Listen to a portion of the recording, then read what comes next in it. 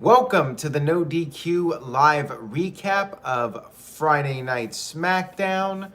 We are almost at the end of April, heading into May, and we have the next pay-per-view event, which is Wrestlemania Backlash.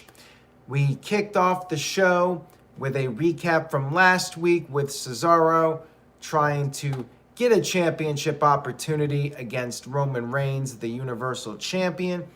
And we cut to the ring. Cesaro was right there, ready to cut a promo, but he was immediately interrupted by Seth Rollins. Of course, Rollins attacked Cesaro last week at the end of the show. Rollins cut a promo on Cesaro, said that Cesaro's potential was realized only because Cesaro was in the ring with Rollins. And Rollins once again said it's not over until he says it's over. And Rollins actually blamed the rain delay for his loss at WrestleMania. I like how this was brought up and using the rain delay as part of the storyline. I'm all for it. Rollins said that Cesaro cannot beat him again. And Cesaro was like, well, let's see. Get in the ring and let's find out. Instead of a match here, we had Jey Uso showing up. And Uso cut a promo saying that Cesaro cannot beat Roman Reigns. He can also not beat Seth Rollins again. Then we had Rollins and Jey strategizing. They decided to surround the ring. But then Daniel Bryan's music hit. Holla, holla, holla, playa. You guys know what this means. And I hate to do this, but it's one of my rules. Whenever you have an opening segment with a promo or any point of the show where you have a promo segment and it gets turned into a tag match, next segment, it's a letter grade down. So I'm gonna have to do it, but maybe we can bounce it back up. We'll see here. And we had a tag match between these guys, of course. Rollins and Jey Uso against Cesaro and Daniel Bryan. And before the match, Daniel Bryan had some words, and he's there to make sure that Cesaro gets what he deserves, a Universal Championship match. Bryan said he has infinite respect for Cesaro and talked about how Cesaro has worked harder than everyone else, including Roman Reigns. And I'm thinking, what about Christian? Christian says he outworks everybody. So does that include Christian? But of course, Christian is in AEW, so of course there will be no referencing of Christian and his whole outwork everyone gimmick. And Bryan was like, Cesaro has never gotten a break. Will Reigns finally give Cesaro the match? Or will Reigns just sit in the back because he doesn't like to wrestle? Bryan even said, you know what? Come out. Let's make it 3-on-2. Bryan said he cannot think of a better guy to be by his side than Cesaro. Reigns' music hit, and Reigns said at WrestleMania he told everybody what he was going to do. He was going to smash them, stack them, and pin them. And he said both Cesaro and Bryan are top-tier losers. And then Jey and Rollins hit the ring for the match. There was a brawl before the match even got started. It was a very long match, too. It went about 3 segments, and I mean, it was really good stuff, but I'm not the biggest fan of when, like, half the show is built around 4 or 5 guys. Now, reportedly, there were some issues with wrestlers, and there's been speculation about it, and apparently WWE is just shorthanded at the moment. So I guess I can overlook it in that regard, but I feel like even when there is a full roster around, WWE still does these types of scenarios. You have a promo turned into a match, and then the match just goes on a very long time, and it's like the same 4 or 5 guys taking up half of the show. But I mean, if you're going to have 4 or 5 guys take up half the show, hard to think of 4 or 5 better guys to do it. I will give them that. At least it's not 4 or 5 boring guys taking up much of the show. TGS with a $3 super chat. Thank you, Tyler. First one of the evening says, why and how did Nick Khan make $10 million more than Vince McMahon? And of course, TGS referring to the 2020 financials. Well, if you read the post about Nick Khan on NoDQ.com, and by the way, everybody shamed TJS for going off topic. That's a rule we have here for those of you tuning in for the first time. You stick to the topic. Go read the post, Tyler. There's a post about what Nick Khan is doing for WWE and why the company values him so much. Go check it out. Anyways, back to the match. It went back and forth throughout the 3 segments. And you had Cesaro and Rollins going at it. Jay tagged in. And then Rollins just had enough after a while. Rollins left. And then Bryan hit the running knee to pin Jay. And after the match, Bryan got on the mic and wanted to know if Reigns was going to come out there. Maybe they have to whoop Jay some more. So Cesaro grabbed Jay, did the swing, and then no Roman Reigns. So Daniel Bryan once again wanted to know what's up. Maybe Reigns is not a family man. He doesn't care about his family. Bryan told Cesaro to do the swing again. Cesaro did the swing a second time. Reigns would still not come out. And Bryan just said Reigns is afraid. And Cesaro's music played, and that was that. So they really tried 2 sets of swings for Jey Uso and still no Roman Reigns. I liked all this stuff, but in a way, I wish they just cut out the beginning promo, or they did the promo this week and set up a main event for the end of the show and then do a follow-up next week with the swinging and spread it out a little bit more rather than have these guys take up half of the show. But I've said my piece on it. Let's move on here. We had Apollo confronting Adam Pearce backstage, mad about having to defend his title, and it was announced that it would be Apollo defending the Intercontinental title against Kevin Owens. And then we had Jey Uso interviewed about Seth Rollins walking out. Jey was not really concerned with that. He was more concerned with Cesaro and said Cesaro is going to get put down. Next up, we had Nia Jax come to the ring for a match with Tamina. Nia was out there with Shayna Baszler and the returning Reginald. That's right, Reginald was back. No entrance for Tamina, by the way, which usually means a loss, but did it mean that for this match? Well, here's what happened. You had Nia Jax doing some trash talking, and Tamina got fired up. Shayna prevented a body slam attempt from Tamina, and that led to Tamina taking Nia to the outside of the ring, ramming her head into the barricade. And then Reginald got on the apron trying to interfere. However, he got knocked into Shayna Baszler. Shayna got pissed off.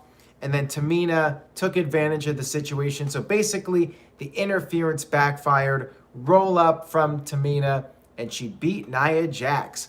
Nia Jax finally took a fall. All right, TJS, I guess this is better than the last question as far as being at least on the same show. TJS with $3, thank you, says, tired of the acknowledge me line? Getting stale in my opinion. Well, he did bust out the newer line, which is the smash 'em and stack 'em, and he has a new t-shirt, by the way, which I forgot to mention, with the visual from WrestleMania with him pinning both Edge and Daniel Bryan. Oofman Entertainment says, wow, Nia took a loss. Yeah, she did. First time we've seen Nia pinned, but it's the dreaded fruit roll-up in WWE. I don't know what a low-up is. a fruit roll-up. We had Kevin Owens, who was interviewed about his upcoming match with Apollo, and he said he's going to be happy to take the title from Apollo, but then Big E showed up. Big E's mad because he's not getting the immediate rematch, and Owens basically bragged and said he's going to take advantage of the opportunity and the title will be his. And they were laughing at each other, and then Owens walked away and Big E was not amused. We had Daniel Bryan meeting with Adam Pearce, and Bryan was trying to pitch the idea of Cesaro getting a title match against Reigns. Pearce said he's going to try. He will do his best, and Bryan said you need to do more than try. We had Apollo versus Owens, and you had Omos Smackdown out there, General or Commander Aziz or whatever his name is. I'm just going to call him Smackdown Otis. How about that? He was there at ringside.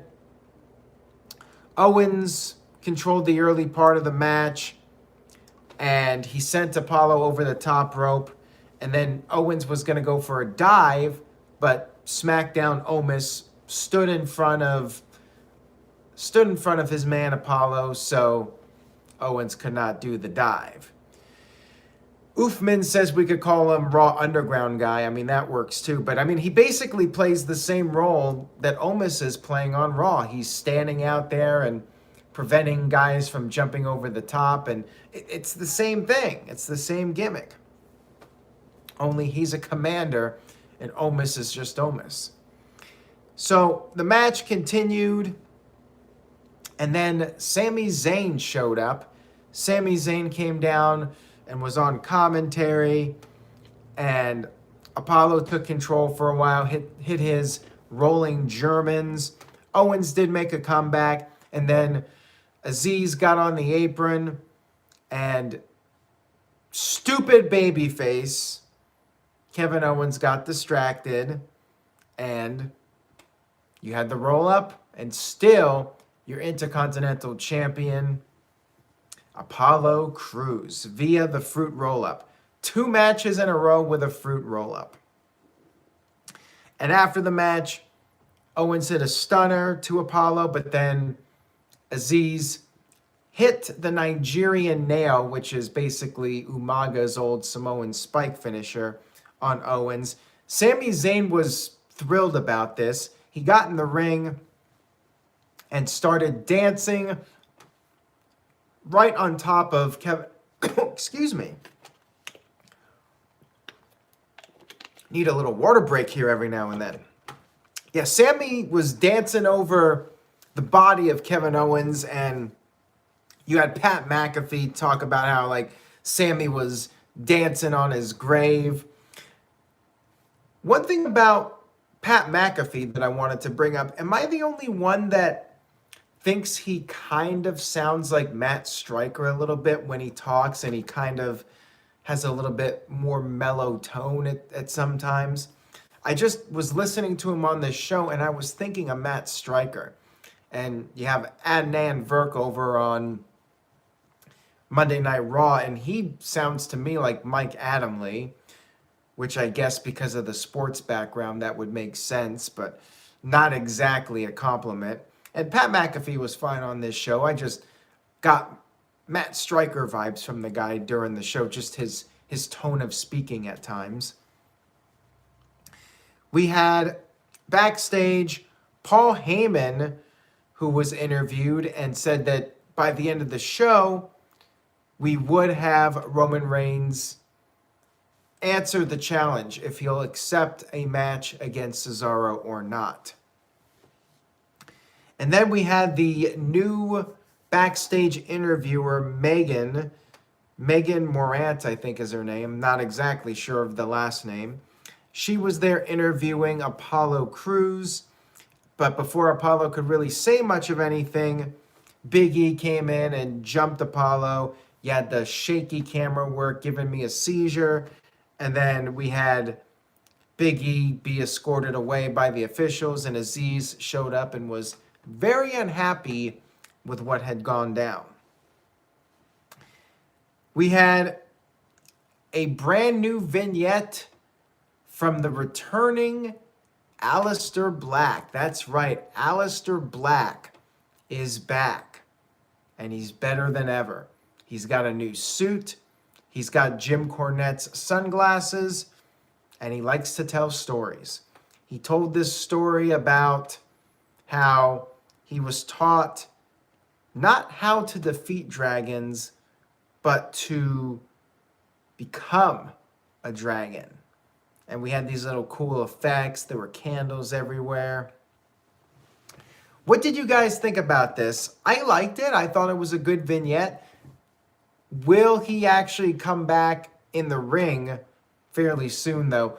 Or is this going to be like the knock on the door thing that goes on for 3 months and there's no match or anything?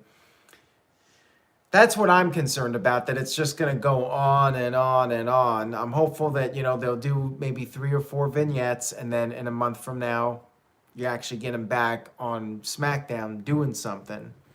And will it fizzle out again? Looks like a lot of people are optimistic about it. I mean, happy to see him back on TV, as am I. And I'm hopeful that he'll get a sustainable push, and it's not just going to be something like they do the vignettes and then they kind of just lose interest in him again. And Leatherface says, I like it, but we've seen plenty of these from Black. And Greg says, I'm already scared about creative ruining him. Next up, we had the Dirty Dogs interviewed backstage, or the Top Dogs, as Michael Cole likes to refer to them as. They were like, who's next to challenge them, wanting to know. The Street Profits appeared, and Ziggler said they need to get in the back of the line. And then Bayley came in and broke things up. Bayley started cutting this mean promo about Bianca Belair, said she's going to take back her title and the top spot in the division that she built. And then Montez showed up with Bianca on the cell phone, and Bianca said she'll be right there. After the commercial, we had Bianca there confronting Bayley, and Bayley changed her tune. She was all polite, saying that she was honored to be the first challenger at the upcoming WrestleMania Backlash pay-per-view, but then started laughing and walked off, and Bianca was just standing there dumbfounded. Charles Coleman with a $2 super chat says, Adnan Virk sucks. Well, some people like him, some people don't. And one thing I will say is the guy's new, so we got to give him a little bit of a chance to make a name for himself and get used to doing the commentary on Monday nights. We had the Mysterios, Rey and Dominik, up against the Alpha Academy. And again, is this a rerun? Like, I feel that these two teams have wrestled like a dozen times over the past 6 months. It's a little bit too much, in my opinion. Like, there are other teams out there. There really are. So anyways, Alpha Academy dominated most of the match, and then after working over Dominik for a while, Rey Mysterio got the hot tag, and then Rey and Dominik were doing some double teaming. Then Otis got knocked off the apron, which gave Rey the opportunity to hit the 619 on Gable, and then hit the big frog splash, scoring the victory over Gable. And then after the match, Cesaro and Daniel Bryan made their way to the ring, and they gave some props to the Mysterios, and we'll see. Maybe this will be the end of the Alpha Academy, or maybe next week they have another match. Maybe there's another singles match, and they just keep it going for another 3 or 4 months. Yeah, this was one problem with SmackDown. And again, I'm trying to go easy on WWE because it's been reported that they've been shorthanded with their roster, but it's like, man, there's so many other people. Like, where's Shinsuke Nakamura, for instance? You had that guy have a really impressive showing in the Gauntlet match earlier this year, and then you do nothing with the guy. We had our final segment, which was Bryan and Cesaro in the ring, waiting for Roman Reigns to answer the challenge. Reigns of course, hesitated coming out, but finally did with Jey Uso and Paul Heyman. And Reigns was very pissed. He said, "Who are you, Cesaro?" Reigns said that Cesaro did not earn it. And the answer is no. And it will always be no. Reigns said that the champ is the one who issues the challenges. And he challenged Daniel Bryan once again. Even though he stacked them at WrestleMania, he wants to give Bryan one more opportunity. He's never liked Bryan. He wants to finish him off for good. And if he beats, or when he beats Bryan, he said that he does not want to see Bryan's face again. He wants Bryan gone from SmackDown. And Bryan wasn't sure what to do because this was supposed to be Cesaro's opportunity. Cesaro was telling Bryan, "You have to accept this." And Bryan did accept it, and it was set up for next week. Roman Reigns versus Daniel Bryan again for the Universal title. If Bryan loses, he's gone from SmackDown. Loser, well, yeah, if Bryan loses, he's gone from SmackDown, which could be the case here. Could be the last time we see Bryan on SmackDown. There's a lot of speculation about Bryan and what's going to happen with him and his future. So very interesting match for next week. I was not expecting this, that they would announce this match for next week. And yeah, Roman Reigns sends Daniel Bryan packing and Cesaro is all on his own. Interesting scenario here. Greg says, "I love Cesaro, but he's still not all that on the mic. Plus tonight he just looked awkward. Reigns was killing him." I didn't think that Cesaro was being killed by Reigns. I mean, Cesaro has clearly been doing well the last several months, and he beat Rollins at WrestleMania, so he has earned it. It's not like Cesaro hasn't done anything, and all of a sudden he's asking for a title match. Caleb Jacobs thinks it's card subject to change. Well, we'll see. I mean, I feel like this is something to write Bryan off of SmackDown, at least for the time being, and he could always end up on Raw. Maybe he goes to NXT. That's something that Bryan has teased. We'll have to wait and see. But yeah, next week looks to be an intriguing show. This week was fine. I thought it was a decent show. I didn't think it was great, though. And again, I think you had a bit too much of Reigns, Bryan, Cesaro, Jey Uso on this show. I love the guys, but you're going to end up overexposing them if you're having them just constantly on the show. But what they did do was really good. And some of the other stuff, I mean, the roll-up finishes, the distraction, the stupid baby face, not the biggest fan of. And Mysterio's Alpha Academy, it's good, but they just keep doing the same match over and over again. So I'm going to give the show a B-, not a solid B. Somebody asked me, why do you call it a solid B? A solid B is when it's just right there. It's a B. It's not a B+ or a B-. It's just a solid B. As far as Edge goes, Edge is probably just taking a breather for a little bit, as Uthman says. Let's see here. Curtis, MVP Kev, and Michael Wayne all give the show a B-. Israel Diaz with a C+, and Tic Tat Tat gives it a solid B, as does The Game Is On 100. Caleb Jacobs and Dr. NXT Scorpio also give it a solid B. And Marcus Steele Wright says, "I just watched these videos instead of the actual shows." Well, I appreciate that. Says, "Wonder who will pin Shayna Baszler on Monday." Your guess is as good as mine. And we do have a big match. Well, I guess a big match. Roman Reigns and Braun Strowman, or not Roman Reigns, excuse me. Drew McIntyre and Braun Strowman against Mace and T-Bar for next week. And I guess we'll get to see Mace and T-Bar unmasked. But the question is, will they drop the stupid names now? That remains to be seen. So anyways, guys, thank you so much for tuning in. I hope you enjoyed this video. If you did, please give it a like and a thumbs up, or both. I guess it's the same thing. And tell a friend, spread the word. about the YouTube channel, and stay tuned to NoDQ.com for the very latest about Mickie James. A lot of stuff going on right now, a lot of controversy. Head over to NoDQ.com for the details, and we have a comment section at the bottom of every post. Feel free to leave your comments on the NoDQ articles. I respond to some of them. Sometimes Big G and others respond. So leave your feedback. Take care, everybody. Have a great night and enjoy your weekend. I'll see you guys next time.